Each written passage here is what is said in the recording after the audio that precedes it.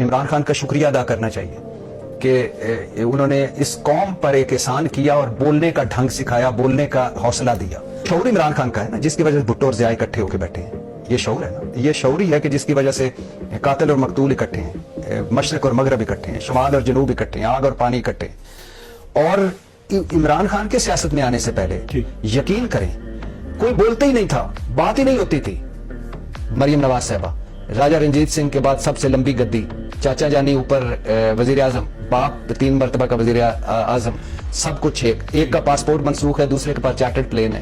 یار chartered plane سے ویسے یاد آیا بات، باقی بعد میں کروں گا. یہ قازقستان کا صدر آیا، قازقستان کا صدر آیا، ازبک صدر آیا، خوشی کی بات ہے. حاصل وصول کیا ہونا ہے یہ بات کی بات ہے.